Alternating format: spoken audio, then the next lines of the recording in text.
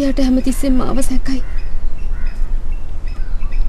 උඹ රස්සාවෙන් අසල ගෙදර නතුරුනෙත් ඒකේ හින්දානේ. මම බෑ කිව්වම කියනවා ඕනනම් එයාට පුළුවන් මාව ඈත පළාතක ට්‍රාන්ස්ෆර් කරන්න. අද සෙනගත් නෑ. බස් එකටම සුජාත විතරයි. එයාගේ අර යාළුවා ආවෙත් නෑනේ. අයියේ මට බයයි අර කොන්දොස්තර ගැන. රැට තියා දවල්ටවත් ඒ මිනිහා ළඟට තනියෙන් යන්න බෑ. කොහෙන් හරි අල්ලන්නමයි බලන්නේ. ඕ ගෑණියෙකුට දිවසේ බස් එක යන්නත් නෑ. යා පොලිසිය. අනික දැන් නීතිය හරි තදයි. ගෙදර ගෑනටවත් ගහලා මිනිහට බේරලා ඉන්න විදිහක් නෑ.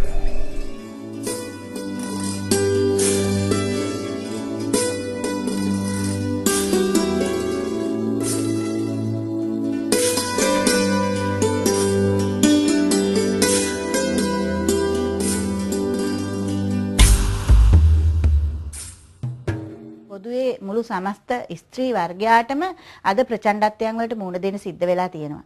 මොකද ප්‍රචණ්ඩත්වය කියන එක ගේ ඇතුලෙන් ප්‍රචණ්ඩත්වය මතුවෙනවා, තමන්ගේ පවුල තුලින් ප්‍රචණ්ඩත්වය මතුවෙනවා.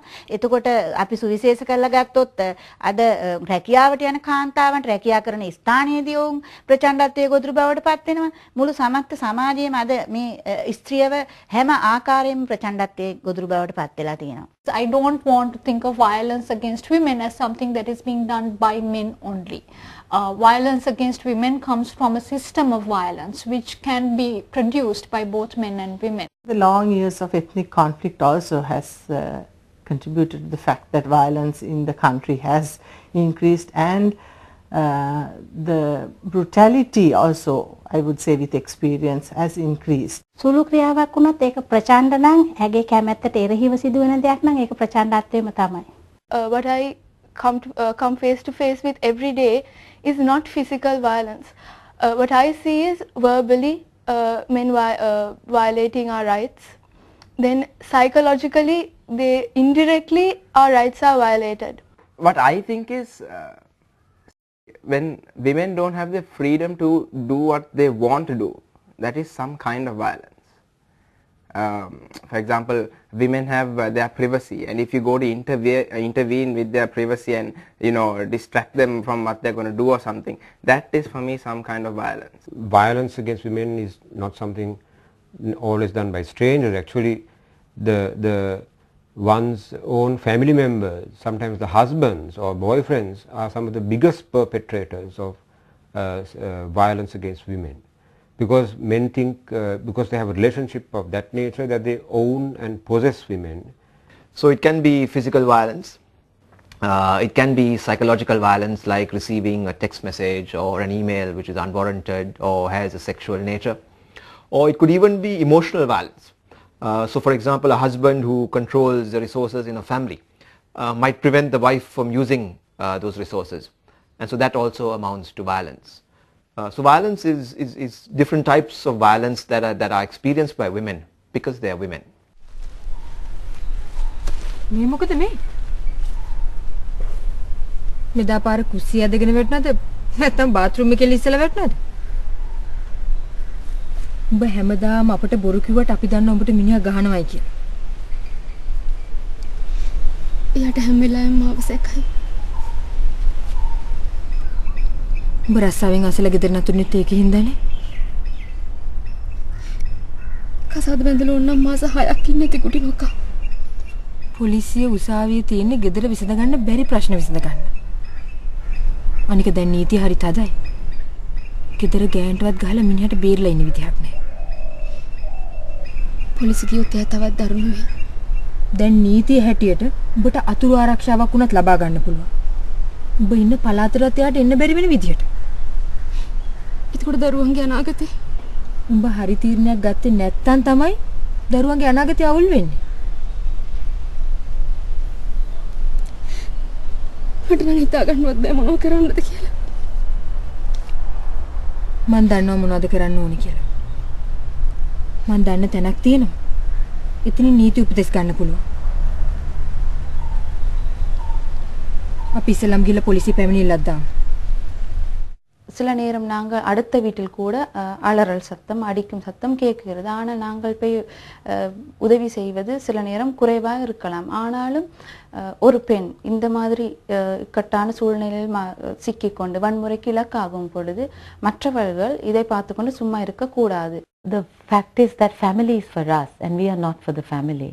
And so as long as it provides a very favorable and encouraging and a soul satisfying environment, we need the family. But as soon as it loses that function, I think we have to break the family.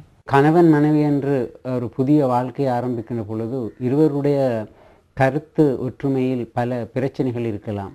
அந்த பிரச்சனைகளை சகிப்புத்தன்மையோடு கலந்துரையாடி தீர்க்க வேண்டியவை. ஆனால் எங்களுடைய சமூகம் அப்படியாக சகிப்புத்தன்மையற்ற ஒரு சமூகமாக இருக்கின்ற காரணத்தினால் தனக்கு மாறான கருத்துக்கள் தெரிவிக்கின்ற போது கணவன் வன்முறையை பயன்படுத்த முற்படுகின்றான்.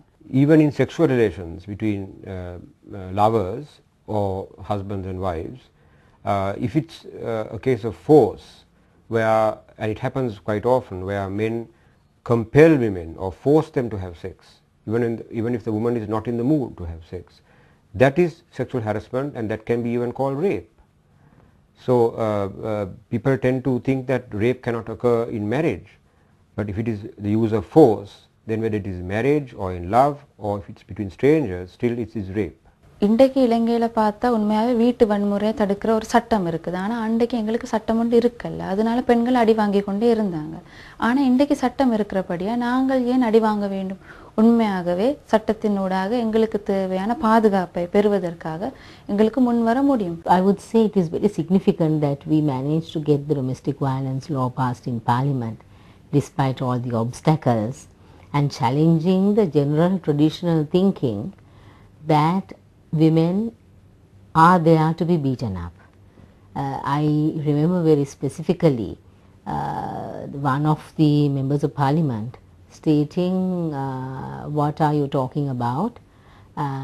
In the household it is the barrier, the drum and the dog and the woman that is there to be beaten up. There is a Sri Lankan, a Sinhala idiom like that.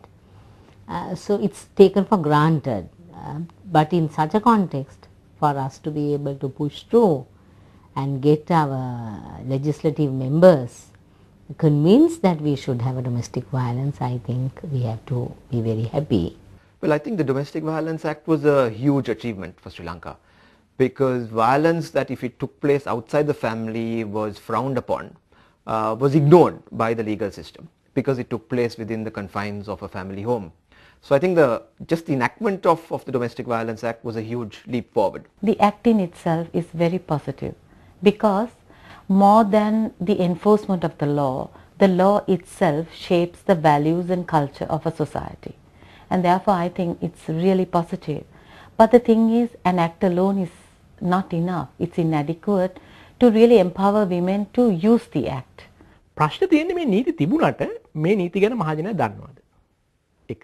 දෙවනුව මහජනයා දැනගත්තා වුණත් ඒවා ක්‍රියාත්මක කිරීම සඳහා අවශ්‍ය යාන්ත්‍රණය තියෙනවද? ඊළඟට ඒ යාන්ත්‍රණයේ ඉන්න නිලධාරීන්, අපි කිව්වොත් පොලිස් නිලධාරියා, නීතිඥයා, විනිශ්චයකාරවරයා වගේ අය මේ ගැන කොච්චර දැනුවත්ද සහ මෙය අවශ්‍යයි කොච්චර විශ්වාස කරනවද? ඊළඟට ඒ සඳහා පිහිට පතන්න යන අය පිහිට පැතුවට පස්සේ ඌට හෝ ඇයට රැකවරණයක් අපි කිව්වොත් මේ වින්දිතය ආරක්ෂා කිරීමේ පිළිලක් තියනවාද?